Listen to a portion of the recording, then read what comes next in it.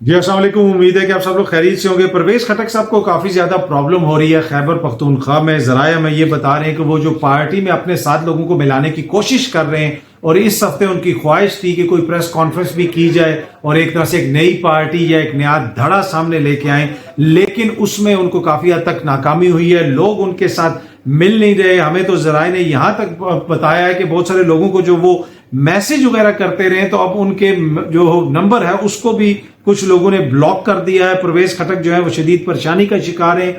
مزید ارکان جو ہیں انہوں نے پارٹی نہ چھوڑنے کے لیے آپس میں مشاورت شروع کر دی ہے. بہت سارے لوگوں نے دیکھا اور اس کی بنیادی وجہ وہی ہے کہ وہ جو عوامی موڈ ہے جو اس وقت وہاں پہ ایک طرح سے آپ دیکھ سکتے ہیں کہ خیبر پختونخوا میں عوام کا کیا موڈ ہے، جس کی وجہ سے مولانا کو بھی لگتا ہے، اسی وجہ سے ان کی خواہش تھی کہ الیکشنز کو ڈیلے کیا جائے.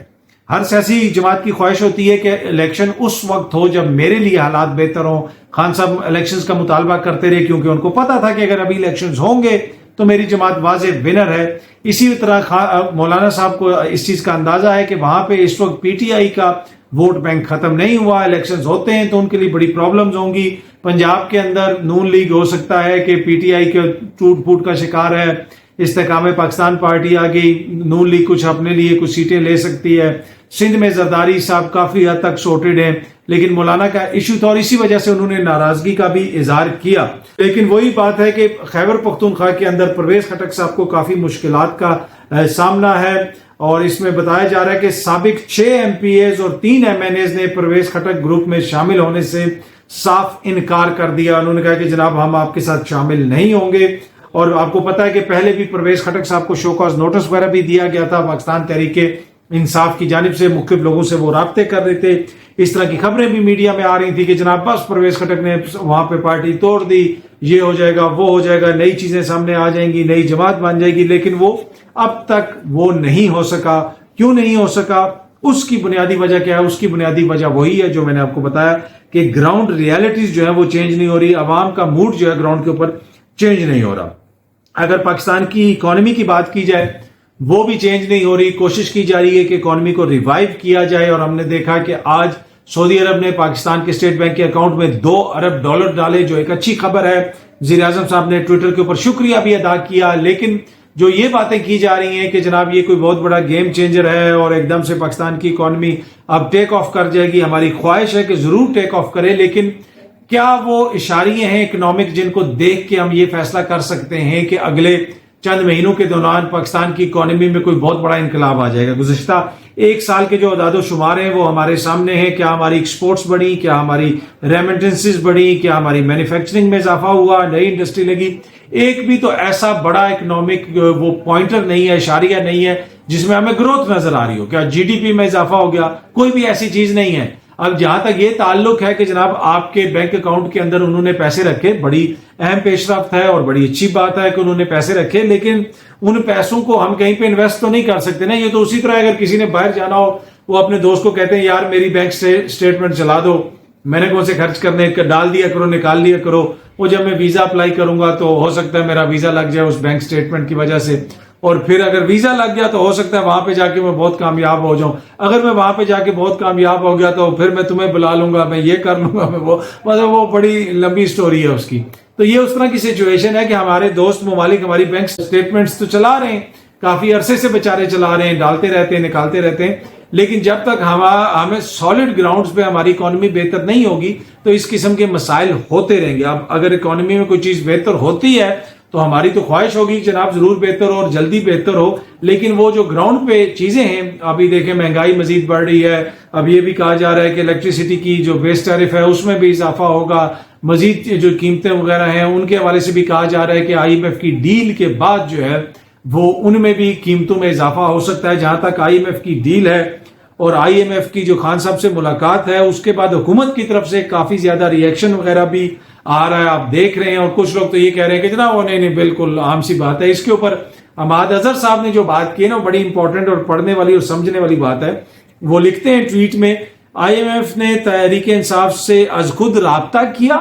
آپ کی حمایت جو ہے اس پروگرام کی منظوری کے لیے بہت ضروری ہے. اسی طرح جو ای یو کی سفیر ہیں انہوں نے بھی از خود ایک بیان دیا جی ایس پی اسٹیٹس کے حوالے سے ملٹری کورٹس اور جو تحریک انصاف کے خلاف کریک ڈاؤن ہے اس کے اوپر تشویش کا اظہار کیا ایک طریقے سے. اب عماد اظہر صاحب لکھتے ہیں کہ یہ حکومت والے انہیں تو کچھ کہہ نہیں سکتے, سارا غصہ تحریک انصاف پہ نکال رہے ہیں.